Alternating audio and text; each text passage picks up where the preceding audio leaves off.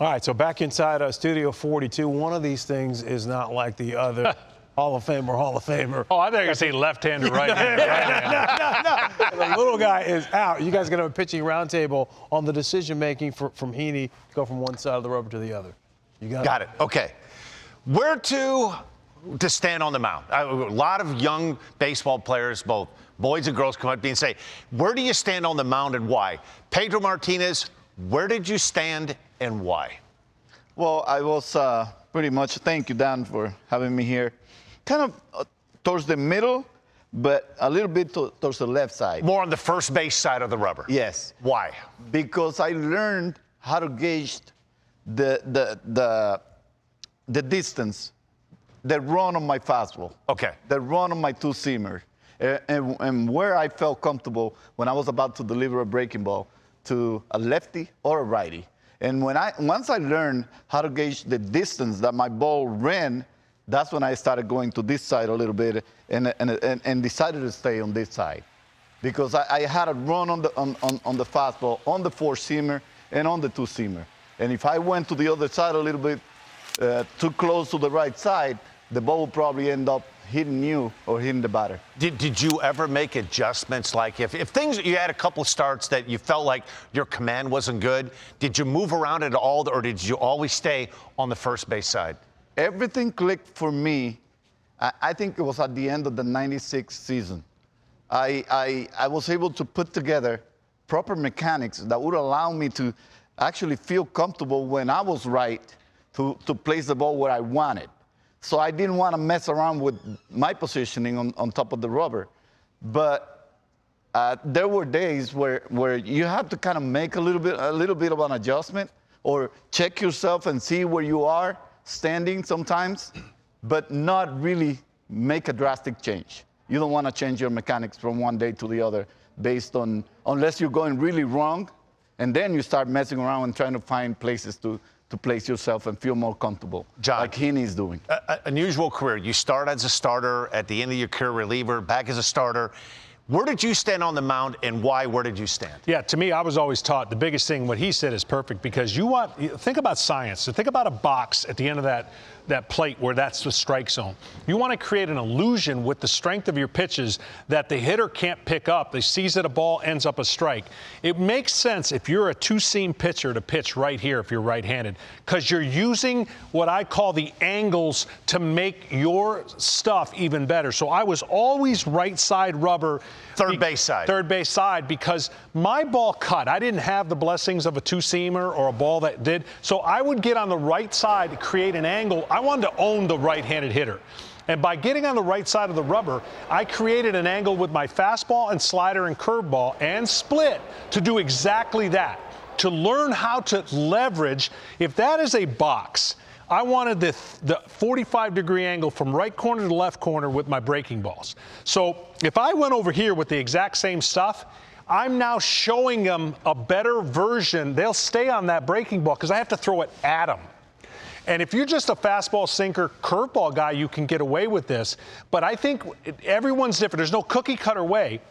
When I went to the point of lower release before Tommy John, I went over here because now I started to sink the ball with a lower release. And so I used the angles to my advantage. And I've never really understood when you're a four-seam fastball over the top kind of breaking ball type guy, you're losing something unless you're just not comfortable on the right and the third base side of the rubber. Greg Maddux, over here, two-seamer, cutter, his lane, and you hear these conversations, you're either an arm side guy or a glove side guy. I was, meaning, where do you most comfortably throw the ball? Pedro mastered both lanes. That's why he ended up where he ended. Jacob deGrom was an arm side run guy, and he mastered that and mastered the other side. All of a sudden, you're like giving a hitter no chance. So to me, to keep it simple, to have a theory, two-seam sinker, right-handed ball, first base side, four-seam, right-handed side. I'd ask you the same question. What worked for you as a left-handed power I started pitcher? out early in my career I started out on the first base side because I wanted to create illusion. I was facing a lot of right-handed hitters. My ball had a natural cut. So I wanted to have an angle to get that ball into a righty. Towards the end of my career, when I came more of a specialist out of the bullpen, I was concerned about that tunnel to lefties.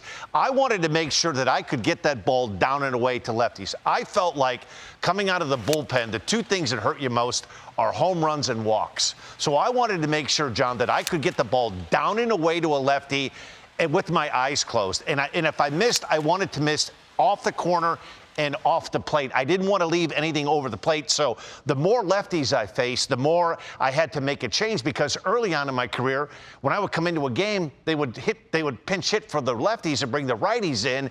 And so I tried to make that change. The other question I want to ask both of you guys, and a lot of young pitchers asking me this, when you're pitching out of the stretch, where do you put your foot on the rubber? Do you have your foot straight? Do you have your heel a little bit on the rubber? Where did you put your foot in alignment to the rubber, Pedro? Well, I wanted to have it just like I did.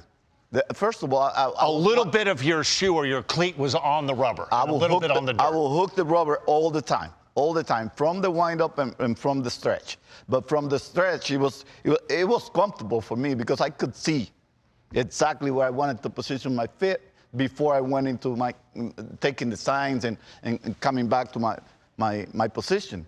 So I always wanted to make sure that I had the rubber where I wanted. I'll make sure that I was totally on top of the rubber and hooking the rubber, because I was a drop and drive, hooking the rubber kind of pitcher from the Dodgers era. So I was always on top of the rubber and hooking.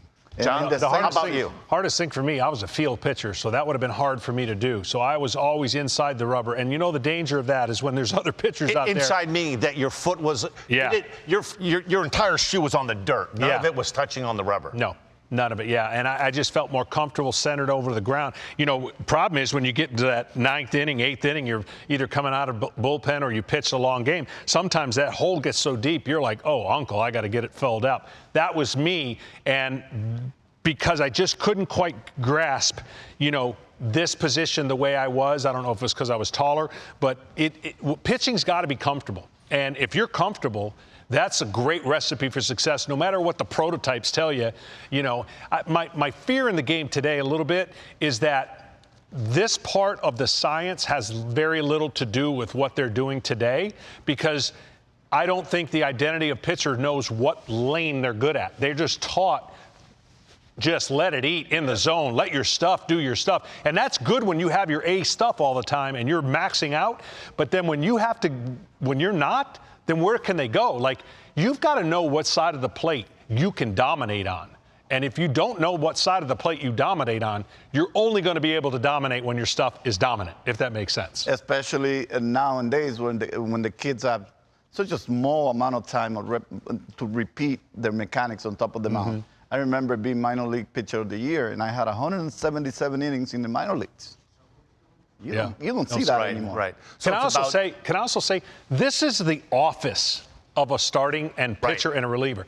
Do you know how much time is spent away from the office that I just don't understand throwing a baseball when it's never close to simulated? That's why when we were taught in the Braves, we threw twice in between starts. That's not for everybody.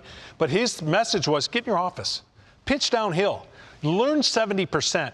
Get familiar with your office instead of, you know, flat ground throwing or playing catch with you. And I always felt like that helped my career so much. Balance. It's all about balance on top of the rubber. That's why I was able to hook the rubber, because I worked a lot on creating balance on top of the rubber. That's why he can dance, too. Well, he can dance, and we're talking about balance. Keep it balanced right here on MLB Tonight. Guess what? You and Greg Amsinger and Harold Reynolds, I think you guys are taking it home the rest of the night. I'm going to miss DJ Dan, though.